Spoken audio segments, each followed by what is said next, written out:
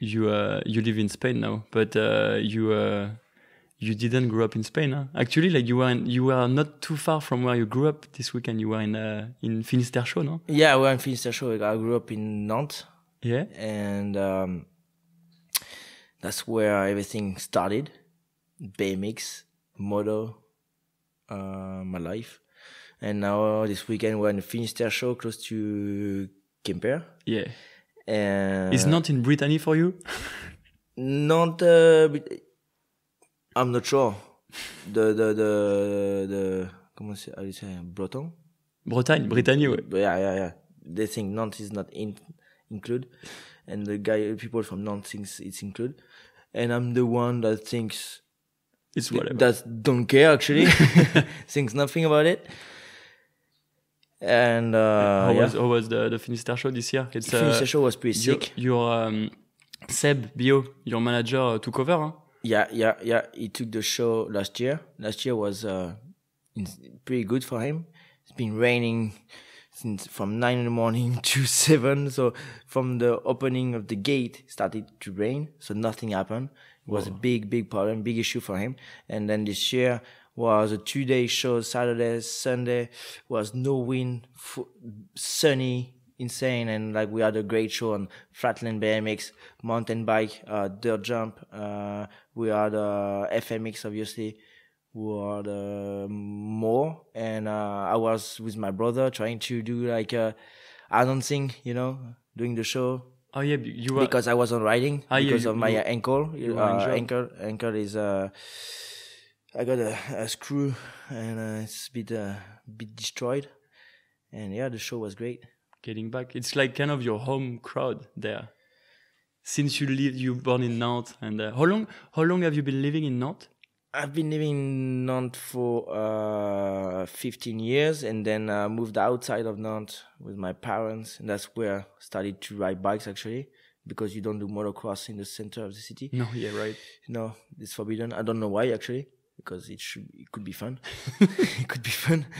And at the beginning I was more when I was in Nantes, BMX, skate park, street, more like riding the street with my BMX. And with your brother? With my bro, yeah. My bro was a bit older than me, so obviously he was already on dirt, and I was more skate park, I think. And but at the same time we were racing.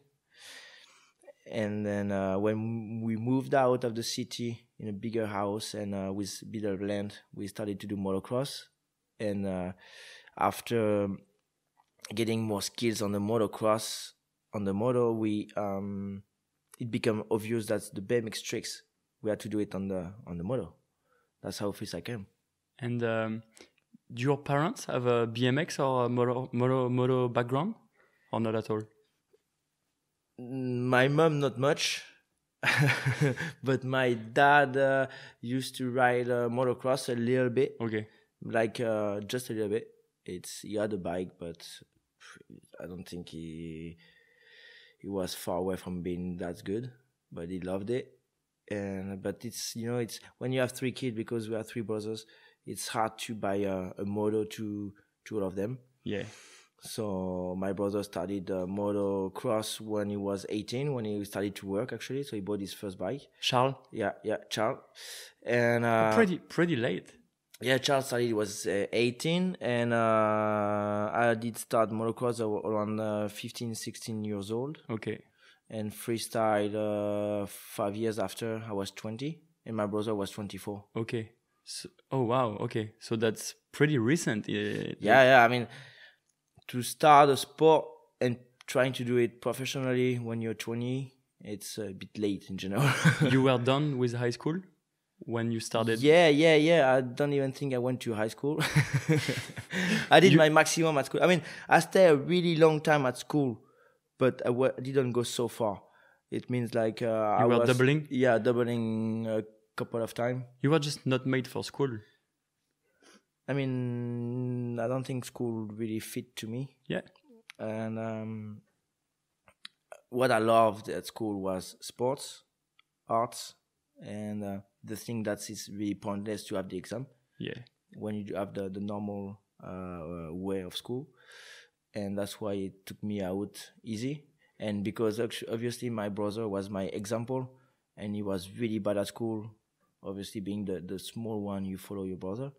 So even if I could have make it, probably I didn't want to make it because my brother didn't make it. So you didn't graduate No. from high I school? graduated nothing, and when I stopped school at 19, 20, high school, I went to work, but not on what I was studying. I went to work Something different, like construction or whatever it was back in the day. Your parents were fine with it? What your parents were thinking about it? Well, I don't think they did. We didn't talk much about that. They let us do what we wanted to. They let us express ourselves. That's why maybe we are here today, because they knew like my brother, we were creative, and my mom loved this. Even like. Sometimes it's a bit, I think, scary when you are parents because you don't know where it's gonna take your kids. Of course. And but we already started BMX moto, so we loved competition racing. We loved sports, so we were pretty healthy kids, you know. Even if it's we're not that talented at school. No, I know. You still have a healthy life, which is important. It's crazy when you see footage of your parents now at competition. You can tell they are frightened sometimes, and they must think like, why did we let them do that? And what do you think they think right now that you do all this crazy I think trick? at the beginning they got a little bit scared of where it would take us. But they saw right away that we were taking everything serious, practicing. Not partying the day before. Yeah. That's what I mean. When you are not destroying stuff, like, I don't know, drinking alcohol or doing drugs, or, like, as parents, if my kid was doing something positive and expressing himself, I would let him do that. And I feel like, for me, my parents was the same way as your parents. They let me express myself. And then, you know, they see that I was not doing something bad. So they just like, I feel like parents are really important for that. I think like seeing your parents with a good life. I mean, they're always the example of your life. And at the beginning with my bro, it started like when you start a sport when you're 20 or 24, like my brother, you already have a life basically, you know. So you don't know what is a professional athlete life at this time. So. It was actually when we were trying to ride and everything. Is every weekend normally we went out with a friend, you know, and he was the one who didn't go out and was practicing as much as possible, who was progressing more, you know. So at the end, that's how we stopped going out with the friend. And then and pushing each other. Yeah. Your brother was a really big part of who you are right now. Wow, my brother has been inspiring me since I'm little. And when we start, he's the one, you know, when you're like super small. If he's 10, if I'm 6, this is a big gap, a big difference, you know. When you ride bikes, when you are racing BMX, whatever, and more you get old, more the gap is getting smaller, because you don't see any difference like after when you're 30. But at the beginning, he was the one who was trying all the gaps, all the jump, taking all the risk for the little brother. And I saw my brother crashing, getting injured, trying things that I could have tried before. So that's made me grow up faster. Because I see like, wow, why is he the one always taking risk for others? Wow. You think your brother took too much risk? I think he sometimes he had to, like, he has been saving me for a long time. Like, it's like, if he has, we made a new jump, we don't know the speed. Like, it's, so you don't know on the first jump if you're going to be all right. And sometimes he was crashing, and because I was waiting for him to jump. We're on the bike, we don't talk, we do the testing in run, testing speed, and he got bored of me waiting, turning around. He's like, wow, I'm going. And sometimes he jumped and it was not fine. And when I saw like the speed he was taking was too fast, I could have jumped I could clear the jump perfect, but it was taking the first risk, and it was been like this for a long time. Wow. And then when I decided to take the more risk, that's when I grew up. Did you? Yeah. With this situation, did you feel any kind of guilt seeing your brother taking all the risk and being like, oh, I need to step up, or you know? Yeah. But at the moment, you don't feel how to say guilty. Guilty, yeah. Because you're scared. Yeah. And it's a bit normal because he always been doing this for me. And he's the older brother. Yeah, he's the older brother. Even if there's this little competition between each other every day, riding, it was like this. And then started having a better level, and we traveled with my brother, big competition, and we met Ego Sato, the Japanese rider. Yeah. And I noticed that he was doing the same, but the same at the competition. So the other rider were against him for the competition, but he was still doing this effort to save them. Okay. You know, like, okay, I'm going to go first because if you guys crash, I won't like it. So I'm going to go first. So I've actually learned a lot from the Japanese culture, which was Ego Sato and my brother. So those two examples made who I am now, you know. Wow, that's incredible. And now I feel like this is my turn. So when we go to a competition, there's like a big, huge park, like Red Bull X Fighter. And you think like, okay, this jump is scary. Like, who's going to go first? We look at each other. I'm like, okay, I'm going, because why are they going to take the risk from me? So sometimes it's your turn. So that's what I've learned from them. They kind of pass the torch to you. Yeah, to it's the burning torch that you hold it, but you don't want to hold it. I know, it's crazy. It's so moving on. Like you are, you moved away from Nantes to southwest of France. Yeah, where you could train with your brother in order to get better. And when getting better on the motorcycle was always competition driven, or it was for something else, for the competition with your brother or the competition against yourself? What was it at the beginning? At first, the competition always been against my brother. It's, to me, it was, always has been better than me. Was it always positive or was it negative sometimes? Yeah, it was negative sometimes for sure. Like, yeah? It was positive the way that we wanted to progress, we help each other, but I mean, it's like I wanted to be as good as him. Like, I never thought I could be better because he was ahead of me so much, because more skills, crazier, everything. And then I was following, but I was maybe watching more because he was head down. And when you head down, you don't look around. Yeah. And then I was behind and like, what is happening? And that's how I progressed. Some kind of jealousy, maybe a little bit at some point. I don't know. Like, we didn't talk to each other, but I guess sometimes he got jealous of me because I could make things. And yeah, I don't know. It has been a really hard relationship with my brother. Okay. Yeah, from the beginning. And I think now that he's not riding, we're living better. Okay. Yeah. I know what you mean. And he's my brother. He was not my friend, you know. Okay. We're just brother. Yeah. That's the story.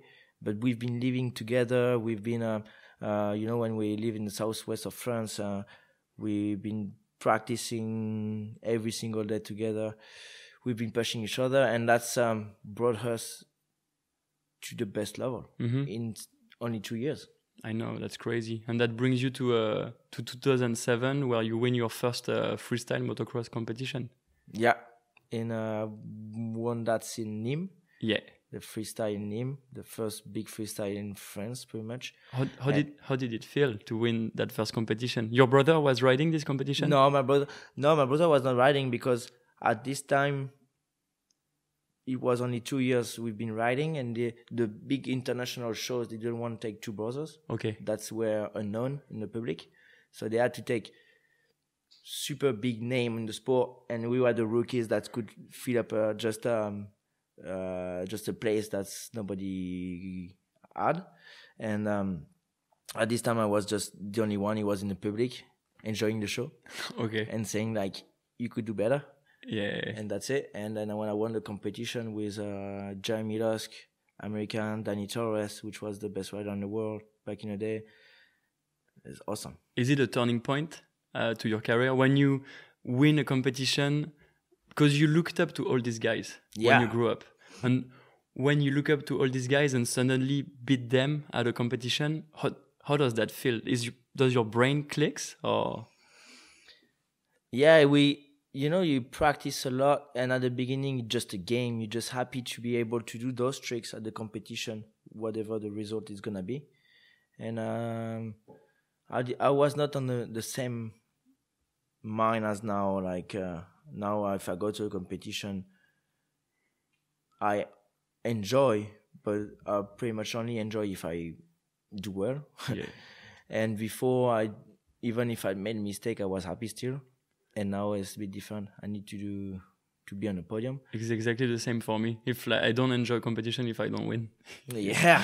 I didn't want to say it now, but I have to win. Like this year, when I practiced for his game, it was only to be on the first step for sure. We'll get back to that a little bit later. You in 2007, you are the first guy to pull a double grab backflip. Am I right? Yeah.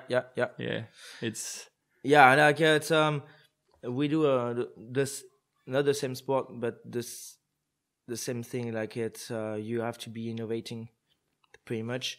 And when I discovered the sport, I was looking up to the guy who were innovating. That's what is my motivation. And after 2 years of riding, I was trying to do pretty much every tricks that exists. Mm-hmm.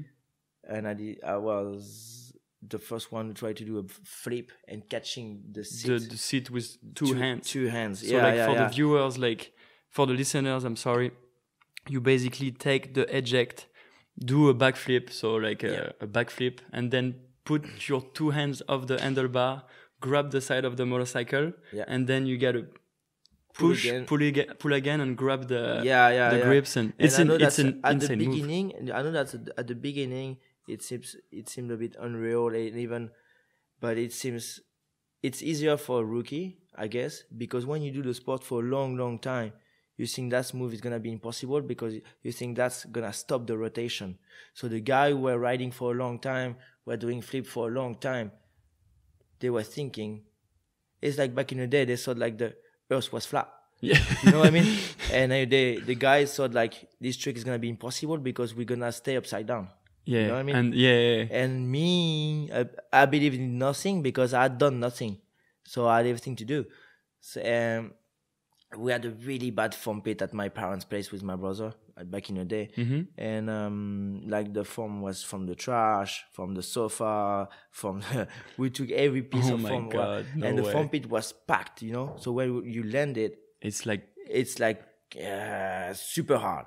So you don't want to land upside down and everything. And when I moved to South France on Maniac's foam pit, which was proper cubes, I'm like, if one day I get a chance to ride this foam pit, I'll be trying this trick. Oh, the backflip double grab. Okay. Yeah. Because you can land upside down and you'll be safe. Oh, you'll be safe. It's like it's easy. I don't understand why he's not even trying. So you tried it on the Manu foam pit? Yeah. So when he invited me, when we met him, invite me, and we did a foam pit session. The first thing I tried was this trick, and I made it. And what do you think he's thinking at this moment when you make it and he's like, oh? I think he knew we had potential, but he didn't think we were that crazy, because he was crazy and my brother as well. And my brother had been trying another trick, and we had 2 world firsts in 2 days. Oh wow! And then so you pulled the backflip double grab in 2007 on dirt. On dirt, yeah. Which event? In Paris-Bercy. Whoa. In Paris-Bercy. And normally when you have a big tricks like this one, like where it was back in the day for the sport, you wait XDM. Of course. And but we loved Paris-Bercy Supercross, and it was his game with my brother. So when we show up to his game to Paris-Bercy, we had to do a world first. Of course. Yeah, and I was scared. I remember that night. I did it on the Saturday. It's a 3 nights. It's a Friday, Saturday, Sunday show, and I just did it on the Saturday. I'm like, I couldn't sleep. It Wow. was insane. It was the first time I was really scared and not enjoying stress. I know. And then it was the beginning of my freestyle career, because after I kept this feeling for 12 years. You know what I mean? It's insane, huh? Like What fears before, because I know some of the trick you do at competition, even today, you've never done them on dirt. You've done them on the, and what goes through your head when you are like at the bottom of the eject and about to do something you've never done before in front of a massive crowd? Fear, or it's a strange feeling. It's like in Bercy, you work as much as you can at home, and you expect the track to, you don't know how to the track gonna be, so you know that you have a backup not doing it. And this is not an option though. That's can be an option, but he should not be.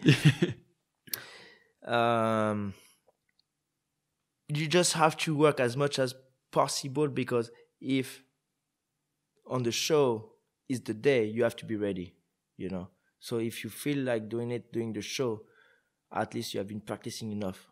So that's why I never take holidays, because the new tricks I'm getting ready. I get ready on the foam pit. Could be done any shows. So it has to be ready as soon as possible. So I'm safe as much as possible. Whoa. So that's the thing. And I remember in Bercy, we were doing the jam, the demo, and my brother jumped and came back, and I was waiting to jump, and I hit him on the shoulder, and I said, "Look, I'm going." Whoa. He's like, "No way." And I just shift gear, look at the ramp, focus, and when I was going, he called the other guy. I didn't know. He said, "Look, what he's going to do." And I remember Ronnie Ranner, back in the day, I was riding with him in Bercy.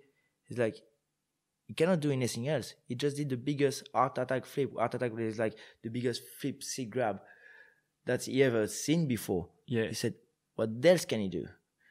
And I did this, and it was fire. It was crazy. It was fire. It's like, how did it feel inside? Like a volcano? It's like, you know, when you go for this, even if you've been working on it, you know you're gonna crash. So you have to make up your mind, like, okay, I'm going to the ground. Because otherwise you're not going. You have to accept the fact that you can crash. But you're not gonna crash because you've been working so much. That's when you go, it's like piloting, I guess, airplane. Everything has to be automatic. You're not thinking about it. Autopilot. You do not forget anything of the preparation. So the takeoff is natural. Going to the seat is natural. Everything is become natural. You don't even think about it because you're scared, and you losing your mind. Like, I'm getting scared talking about it, because that's the feeling. It's, you know, when you're gonna do it the first time, everything's gonna be wrong. So it has to be extra perfect home. So you accept the fact you're gonna crash before you even try. That's what make me going. Wow, that's insane. And like when you first pull it, you are on the motorcycle, the crowd is going crazy, your friends are going crazy. Yeah. Like, what goes through your head at this moment? It must be insane, no? The first thing is, which was extra good, extra crazy, it was my first world first. It brought me to the high level of the sport, and it's put my name on the top. On the top of the game, list, for you sure. know? So it's is it the moment you turned pro for you, when you? No, I was already leaving from the sport, because I was already doing some shows and stuff. It's just the moment that they were not gonna forget my name anymore. Yeah, exactly, because you were the first doing these tricks, and I know that's it was a big step in the sport. That's awesome. And then moving on, then 2007, 2008, 2009, you start to innovate. It starts to be like, and that's from this, it's proved that we were good enough. In 2008, it brought me to the Red Bull X-Fighter too. So pulling the backflip double grab opens you the door of the Red Bull X-Fighters the year after. Then it's kind of like playing with big dogs suddenly, huh?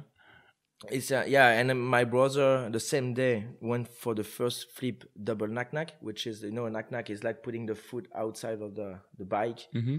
and he both foot at the same time. Well, he went crazy as well, and we had access to the biggest series of freestyle in the world, and together. Yeah, insane. I remember in Madrid 2008, which is the like Monaco for the F1, like it's that show legendary the show stuff. you have to do is inside this arena, and we were together and we were stressed, and we had to go for other world first, so it's the game never stopped. To explain it, the arena in Madrid is comment on dit en anglais, the Taurus, the bullfighting. It's a bullfight area. Yeah, 18,000 people. 18 more, 20 to 25, depends. 25 really hot Spanish people. And Is it your favorite event ever? I think it's my favorite memory. I have some great memories from the win, his game, which was important to me as well, to have one gold. But Madrid has the show, I remember Travis Pastrana back in the day, and we have a story with my bro because we've been riding together same time, trying crazy thing, and we got this introduction at the beginning of the show. You go inside the arena, and it's like my favorite movie is Gladiator, Yeah. And it's exactly the same. You see in the movie, like the guy going inside the arena, and they were looking at the crowd and like, what is it? Whoa. And it's the same when I went on top of the hill. The first year I got so impressed. And what makes a great show is like if you go again and again and again, you never get used to. Every year you get impressed, but even more, because the stress sometimes going a bit more down, so you enjoy more and notice a bit more things. Yeah. And then at the end, I was on the top of this. I was looking at everybody. I'm like, wow, those dudes, those guys have been paying tickets. They're here for a show. So you have your competition, but nobody cares if you win or not. They just want to see tricks. So you got to win the competition for yourself, think about yourself, but you got to do a great show for them. So if you just do your own run, thinking about yourself, they're not going to enjoy. And then that's what makes X-Fighters hard, is because you have to do the most insane shows and to win at the same time. Wow. This is crazy. Yeah, it's important. And that's how you save the sport as well, because if people buy tickets, you're going to keep on doing the sport for a long time. But if the stadium are empty, it's the end of it. So it makes you want to innovate and bring new tricks all the time, these kind of things? Because your nickname is El Inventor or El Innovator. I don't remember. Innovator or... El Inventor. El Inventor. We have it here, right here. Because you have invented so many tricks and revolutionized the sport. What is it? Something that drives you? Because for the longest time, FMX was the backflip game a little bit, and let's go through that a little bit. But I was good at this game. Yeah, you are really good. You are really good at the backflip game. And what for like a few years you couldn't do backflips anymore? Yeah. You like what happened with? I'm not sure. I think it became easy, and if there's no reason of riding, if I became to this point in 2008, it was 3 years of riding a lot with my brother. We had a hard time sometimes together, I couldn't handle him a little bit. And that's natural to be on the bike. I had the new tricks, and if I didn't know where to go anywhere, because nobody was showing me the way anymore. I could do everything they were doing, even more. So I got stuck a little bit, stuck on my progression, and started to think. And when you think, you get scared because you realize, wow, what you're doing is when scary. I'm doing, like, if I crash now, I can get hurt. And yes, and one time thinking got me scared at practice, and then I couldn't go anymore. I was like shaking. Yeah, couldn't do the flip. I was sort of shaking, and it happened end of 2008. And then 2009, it depressed me because I had to force, I had to make effort. And the first year I was signing with Red Bull, so I had an extra pressure because at the beginning I had no sponsor. Nobody cared about me, whatever, and so I could do whatever I want. But then I had this pressure. Red Bull never put any pressure on myself, but you put this pressure on yourself. As I told you in Madrid X Fighters, I put an extra pressure because there's people trusting in me, in myself. And end of 2009, I decided to quit. I sold my bike. I had at this time only one, not 8 or 4.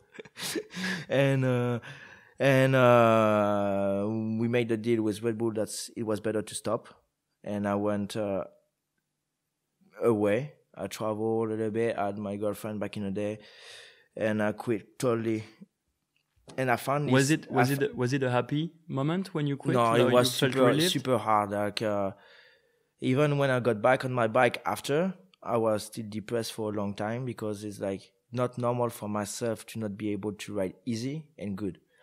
So 2009, you quit. I quit for. I think I didn't ride for more than 6 months, and then went back on the bike, but easy. I was not pro anymore for a year. Like, oh wow! Yeah. I did not know that.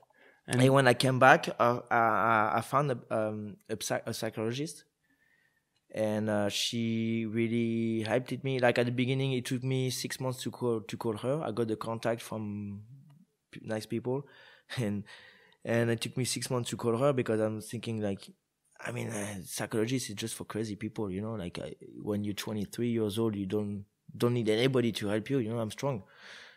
And finally, I realized that I was not strong at all. Maybe strong on the bike, but not on my mind. So that's a big difference. And to be a pro athlete, you got to be strong everywhere, like physically strong. So you got to train at the gym, you got to train on the bike, and you got to train your brain, like. For sure. So you see this psychologist for how long?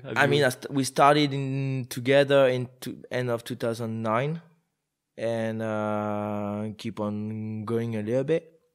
You still see her today? Yes, for sure. Nice. She made me win Madrid 4 times in a row.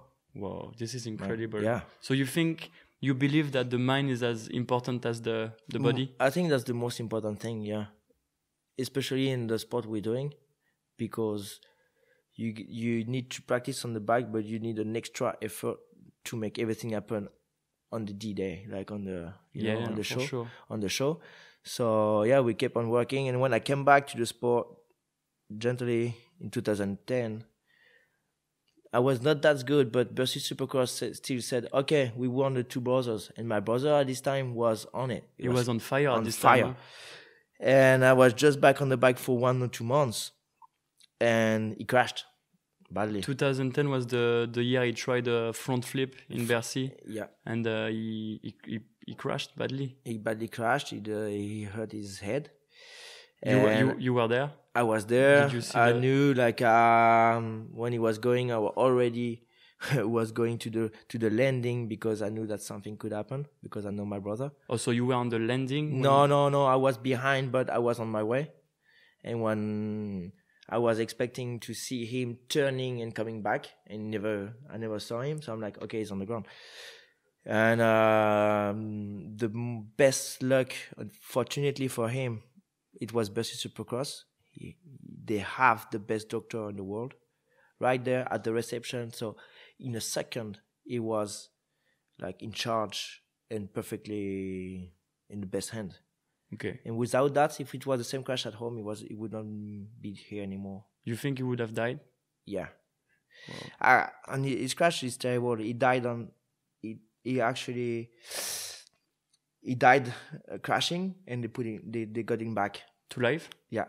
Wow, that's insane. Yeah. Do you remember what you were thinking at this moment? You don't know. You think it's just like it's just a trauma. He just got knocked out, like it happened already home. Yeah. And I was just talking to him like, okay, you're gonna get back. We're on Bercy because when you got knocked out, you don't remember anything for sure. like 5, 10, an hour if it's a big crash. Yeah. But so I was already starting this process. Yeah. And it was not like before. Like you can tell, like something changed. So, and I look at my friend, and Danny Torres was already on tears, and he knew right away, and it was terrible at the time. Yeah. But the show has to go on, so you don't stop. So I look at the public, and I had this extra helmet because I know in Bercy, like you give everything for people. Yeah. So I was throwing my helmet in the public, and people said, "Okay, maybe Charles made it, and it's fine. It's gonna be alright." So it passed a little bit of time, and it left time to the doctors to keep on going on working. Yeah. And at this time, that's it's not really good, but you don't know. And they took him out, and then he's Paris, so best ambulance, best doctor. In 5 minutes, he was on intensive cares. But yeah, I actually realized because my mom couldn't go in the room, and it's like two security guards in front. Whoa. Impossible to get in the room. And then we were on the corridor waiting, and we saw this huge bed coming out of the room to go in the ambulance, and 2 police cops with a motor to take the ambulance in the hospital. So it's serious. Yeah, there was like point. bottle of oxygen on the bed. It was the biggest bed I'd ever seen, with machine and everything. It's like straight to the hospital. Whoa. And he has been staying there for more than a week. Whoa. And then it's like he opened his eyes right after, and it's like it took him 2 years to act properly. And after 3 years, he was riding again. So it's like, wow. That's insane. Did it change the way you looked at your sport, or? It helped me because the way I saw my brother is like, wow, we can go back a bit from the beginning of the interview. Is when someone been showing you the way, taking risk for you, it's like, or you accept it, it's like it's been stupid or whatever, or you realize that in that story, where am I? Is that all my life people gonna do things for me and taking the risk for me, or am I one day being adult and helping others? Gonna take my responsibility? Exactly. So when I went back to my bike the day after, because it was a 3-day show in Bercy, so the day after we had to ride. I spent most of the night at the hospital, went to bed at 4, and at 4 a.m. You rode Bercy the next day? The next day, yeah, I rode, and I did my second vault ever to dirt. So in 2010, yeah, and it was a bit like it's was it it's like a this. click? It's at the same time, like you face to the normal thing in life that we all have. Like you have to pay bills. I used to. We just bought a house with my brother we were living in. So who's gonna pay the bills? Who's gonna ride for him? Who's gonna pay the truck we just bought to travel with and everything? So there's just normal life issues, but you are riding FMX at some now point. Now we're riding FMX, so it's not like you're not going to the office Yeah. on the weekend to do more hours. It's just like you gotta do more tricks. And my mom at this time, I think my dad was a bit scared. I think they are still, but and then it's incredibly. That's what pushed me, Yeah, it's incredibly empathic from you to like think that at this moment. It's crazy. Like you basically ride for your brother too. And then I was that angry that I left him going for these tricks. That I knew that to myself it didn't work enough. But at this time, I couldn't say anything to my brother because he was before his crash. He was still the older brother, the one to respect. So I couldn't say anything to him because you don't tell things to the master. Yeah, of course. So and I realized that maybe my way is not the wrong way. Maybe your way is the good way, and now you found your place because you don't have like someone to. Because he was not there, so I could roll the way I wanted to roll. And that's how I built myself after that. Wow. And this makes you like kind of blow up in the scene after that. Yeah. And my brother, it took a long time for my brother to understand. But then when he saw me winning, he's like, maybe he was not wrong. He accepted. But to accept that, it took him, after his crash, it took him maybe 3-4 years. To not be like, so I don't like this word, but salty or about it. You know what I mean? Yeah, like, yeah. I think it's still a little bit. yeah. It's hard for him to accept that, okay, can't ride anymore, and his brother is the way I was thinking was probably the good way. But my way, I think we're all different, and probably is not the way he could ride. So it's it's just different. It's just different, but it has been a big step in my in your career. Yeah, in career for sure. And then, so you win your first X Games gold medal in Austin in 2015, Yes. with a bunch of runs without backflip. If I'm right. I think but Austin was the best trick. Austin was the best trick, and you did the alley-oop flare on the quarter pipe. Yeah. And well, it's still not really a flip, but a flip trick. Yeah. It's the first year was bike flip. I mean, I tried to learn my both trick, bike flip and alley-oop. There's still tricks that they can do, but the first real freestyle run with no rotation was in Munich X Fighter 2012. 2012 Munich X Fighter. You did the whole run without backflip, which is a world first in FMX. And I feel like if it wasn't for you, FMX would be pretty much dead right now, shows, because at some point it turned into a backflip show. I was going to X Fighters before 2012, and it was just a backflip, a bunch of guys doing like flip variation, and at the end of the day people are getting bored and they want new stuff, and hopefully you came into the scene and changed the whole way FMX work. I don't know if you realize that, but that's crazy. Is if something really I don't know. It's just I'm actually like I told you, I'm trying to think about others. So I'm like, okay, if I'm in the public, what I want to see, like you. So probably as you, I was getting bored of it, and I had to find something. And my luck was that the backflip to me became a problem. Yeah. So finally, okay, I don't do backflip, so I'm gonna work on different stuff. Because maybe if I had no trouble with the backflip, I would have keep on going like the others. You know? I know, but I feel like it's something the top athletes have in common. They take a bad situation and they make it good. You know what I mean? Like your brother crash, you find your place in the sport. You can't do backflip anymore. Fuck it, I'm gonna do like trick without flips, and then like it's win just because everything. I love the sport and there's no way I stop. So how can I continue my sport without flipping? Being scared, you know? It's impossible. I'm doing freestyle motocross. I'm scared. I don't really want to take risk anymore. What should I do? Yeah. Okay, you cannot be pro because if you don't take risk, you cannot do big tricks. You cannot do. Yeah, but I'm still gonna do it. You know. And finally, I'm here in Spain with this, and I've done my way. You still scared sometimes thinking about, like, we're gonna talk just shortly about it because I think it's important. The IGO, what happened in 2013, did it change the way you look at FMX after? I think IGO passed away trying to open a line IGO passed away at his place. At his place, on the flip. Okay. He crashed and the bike rebounds and touched him. So the main risk in moto and freestyle is the bike. Is the bike, yeah. Because we know how to land with your body, and like you when you crash, like BMX Dot when they crash, if you push the bike away, you're fine. Your own body you know how to handle this. Yeah.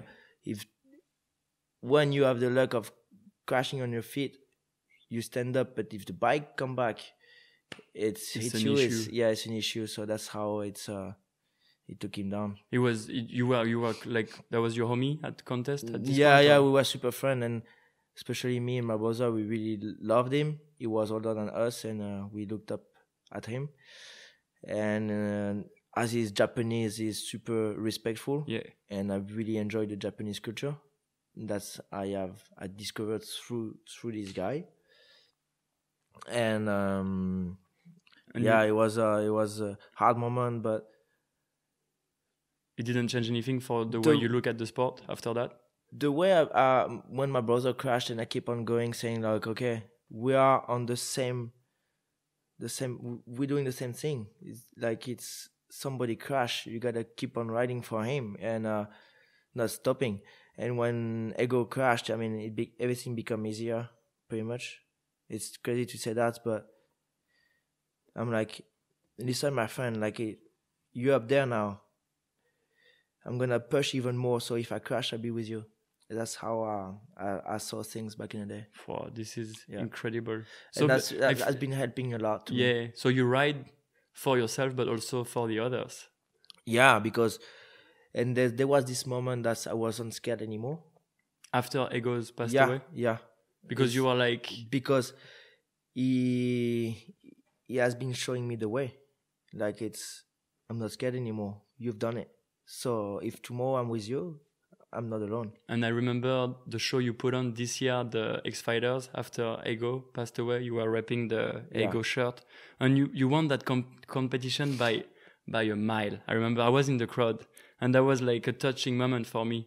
The way you were like representing your friend and the way you were riding fearless and like flawless. And you were just like on fire that night.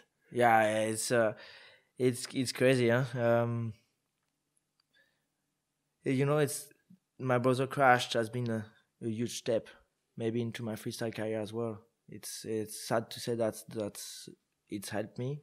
It's great that it helped you. And Ego's crash probably helped me because I wanted to do even better for them, for their legacy, and even more because I was carrying his soul, kind of? Yeah, his soul. Like I was riding his jersey. And I remember that's there. Like my friend Josh Ian was there, and because I had anger, every lander I was screaming. Like it's like there was no way that could have happened. Why him? Like those questions. Like because we all like unfortunately lost people we love, and like so like this anger you have on the moment, and it's the why moment. The why. And I was screaming, and he's like sort of laughing, like why are you doing this? Man, I'm angry, man. And that's what gave me that power that night. That's power, yeah. And when you won, it was incredible. No, like it was for him, only for him. And I remember, like the money you earn, it was like I said to Red Bull, I don't want it. It's just for my body. It's just to help Ego's wife. So it's yeah. So man, all the earnings you got from the X Fighters, you send it to Ego's wife. Like I'm sure that's anybody who would have won this competition the week after he passed away would have done that. So just it would have done the same for me. Wow, this is incredible. Yeah, it's just. This is even more incredible that you didn't really tell that story in the. Never. Yeah. I don't mind. I just like. No, but when like really rich people give money, they make sure that people know that they give money, and the fact that you did it kind of low key like that makes it even like so. That's so sick, dude. That's insane. So after like 2013, it's X Games medal and you winning Madrid 4 times, and it's kind of like blowing up, but it doesn't come without a lot of work. And you just moved 2 years or 3 years ago to Spain. When did you move to Spain? I moved to Spain, I think 2 years ago. I wanted my own place.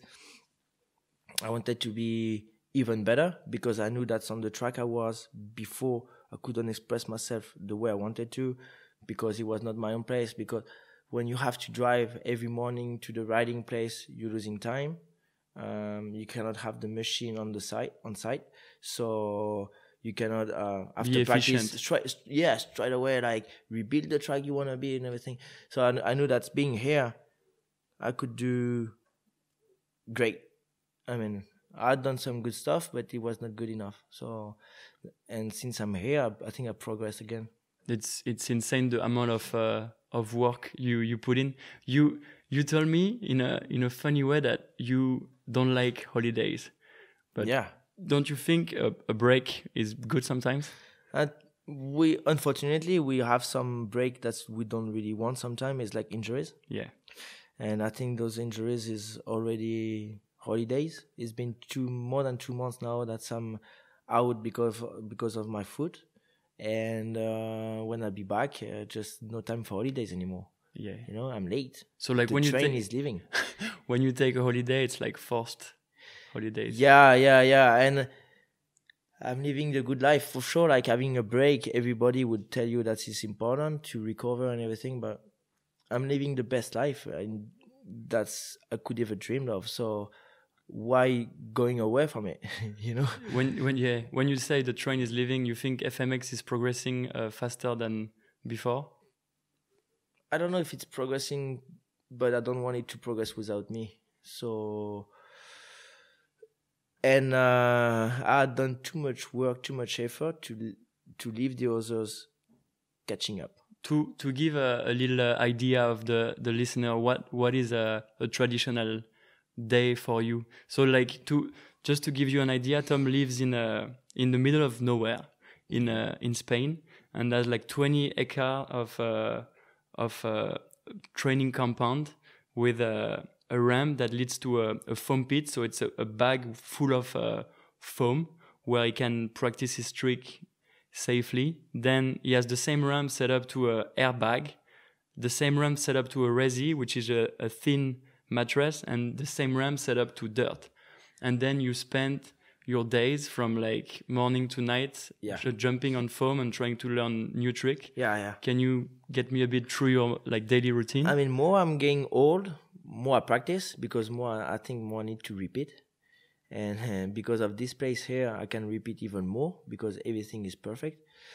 And a normal day, if I don't have to fix too much stuff, because it's a lot of maintenance, big track, would start, I'm getting up every morning, whatever the day is at 7. So it can be weekend, after going out, after anything you do, it has to be 7. Otherwise, I don't like. And I'm 8 maximum in the garage, trying to fix the bike and everything. See, if it's winter, you gotta wait a little bit to the ramp to dry from the humidity and the water and everything. But before his game, like this summer, I was at 8:30 on the bike, finished at 11. Then if I have time, I do a cold bath. Like, for your legs to recuperate. Yeah. And I would eat, I would sleep, because you learn sleeping and you recover faster. So it's important to have a break and try to sleep during the day. During the day, yeah. Spanish siesta. Spanish siesta, but actually really worked, because the way you can learn what you try to do every day, it's sleeping. That's how your mind is. It's muscle memory. Muscle memory is incredible. And then I would start again to ride on the evening, 2 hours. So it's but before that, I have to work with the machine. So in general, it's foam pit session in the morning and airbag session in the afternoon. And when everything is perfect, I go to dirt. So if everything is perfect, and if I don't have the time to do it at night, it's the first thing I do in the morning. So that's how I unfortunately crashed this year. It's maybe too early, maybe tired, and 8 in the morning, straight on the bike, straight crash. But I ride every day, never stop. Do you enjoy like doing that much work? I've read somewhere that you say like I go through hell when I'm home. Yeah. It's at home, I'm living hard life, but at the same time, that's how I accept the fact that I practice that much. It's because I do so much effort that I cannot go back anymore, because otherwise I would be depressed. Because if I don't do well at the competition with the amount of work, it gets me depressed and I'm not happy, and so it's it never stops. It never stops. It's has no end. It's like a virtuous or a vicious circle. It depends the way you look at it. It's like addiction. You're stoked. It's like a sickness. Right now? You know what I mean? It's like OCD. Yeah. It's my brand now. It's I decided to stop doing this when I was going to win X game, and I did it. and now it has to happen again, and probably I would stop. What's the ultimate goal? Where does this all end? I probably, if next year I bring the performance of riding I have thinking about, it could be the end of those sort of OCD, like non-life. Yeah, it's been crazy. Yeah, because like to give people a little bit of an insight, you have your friends Nuts that's been helping you every day, like for the everyday stuff and to take care of the track and leaving you out of the foam pit and helping you. But it's pretty lonely in yeah. But being lonely is really it's helping. It's helping because having fun around and stuff, get distracted, and at the same time you can take time off. So I'm trying to be alone.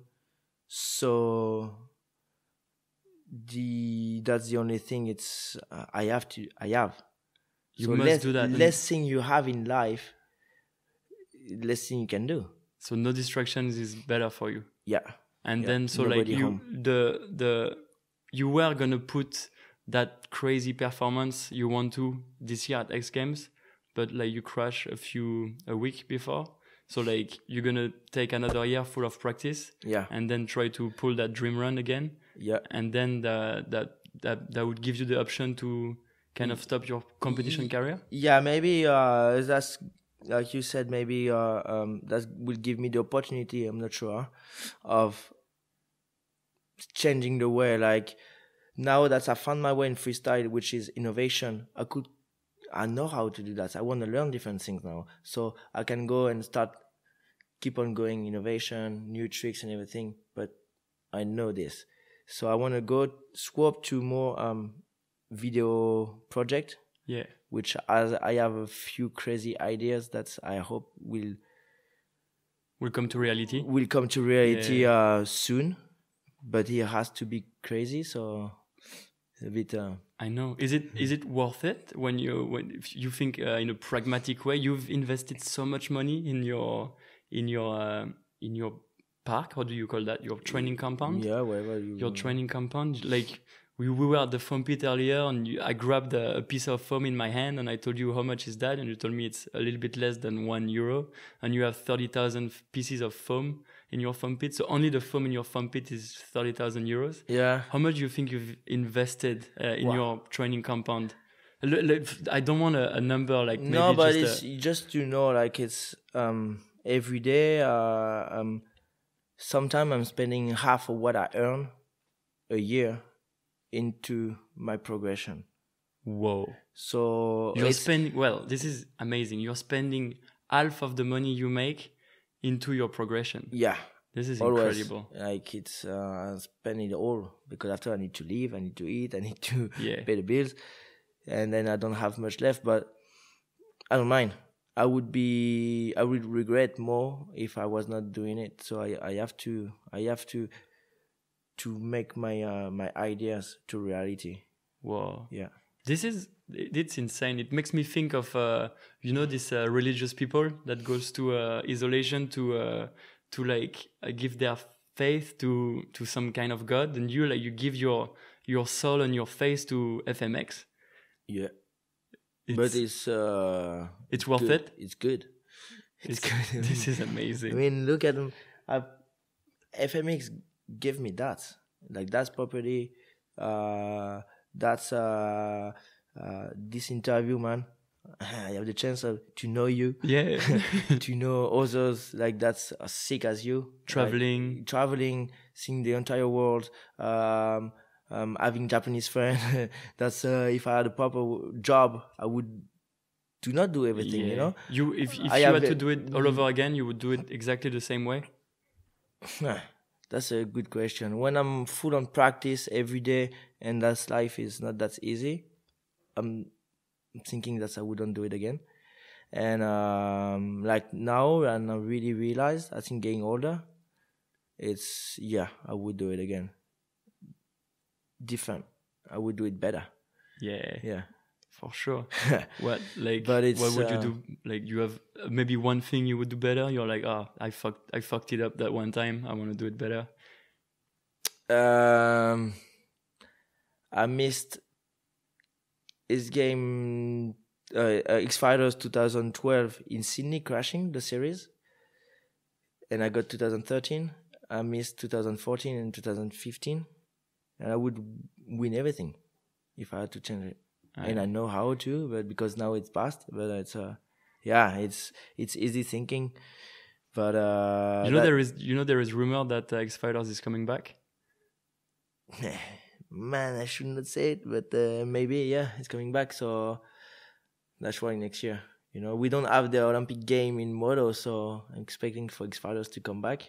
It's your Olympic games, X Fighters. Yeah, that is the Olympic game, and we're gonna see new tricks from Tom Pagès at the if X Fighters. If they're coming back, and if it's my last one, it will have to be insane.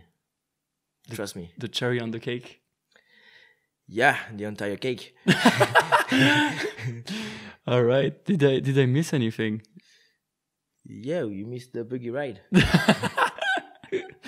Yeah, I mean, like, did you want to talk about like something else? I think maybe? you went through a lot. My life is not that crazy. Your life is crazy, dude. Man, it is absolutely insane. But it's good. Man, you've done a good job.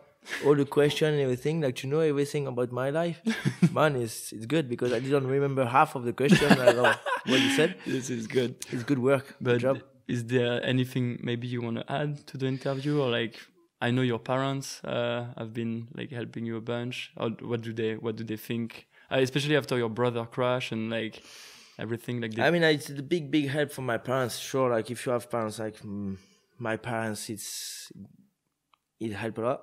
Like my dad is crazy, so that's really helping for freestyle. And my mom is really smart, so that's really helping for company stuff, emails, all the bill I don't want to do. Like, incredible. My mom does the exact same thing for me. Man, it's like she all the time I win because of her. It's like all the time I'm more time on my bike. Some friends does every stuff for the company, and sometimes there's some days you cannot ride. For sure. And so I have the craziness of my dad and the smartness of your mom. No, I don't have it, but she keep it and she does it. She does it. This is amazing. And do you always do like crazy stuff when even out of your bike? Like, we went to ride a buggy yesterday. You were just freaking out. You told me you want to do a cliff diving platform in your garden. You always do like crazy shit like this all the time, or you're like normal sometimes playing ping pong? I mean, I like ping pong, but I lost the ball, so we cannot play anymore. No, it has to be fun. The thing is, like, when freestyle gives you a little bit of fun, of adrenaline, no? Adrenaline. I wouldn't say the word because it's an addiction. Yeah. And it's hard to have fun doing different stuff. So thanks Red Bull. So because of you guys, I met the Soul Flyers, Vince and Fred, and now I can enjoy going skydiving. You guys. Skydiving with them, and I have thanks Yamaha because now I have a road bike and I go to the biggest track and go full speed. I love this, and the buggy, and then that's if I have a little bit of spare time, like maybe once every 3 months, one afternoon, it has to be something crazy, skydiving, crazy and a bit stupid. This is amazing. Yeah, well, and that's why I enjoy. Okay, Tom, thank you so much. It was an honor to get to interview you, dude. Thank you very much. Thank you very much for being here. Yeah, for being so honest, and yeah, fuck yeah, killed it.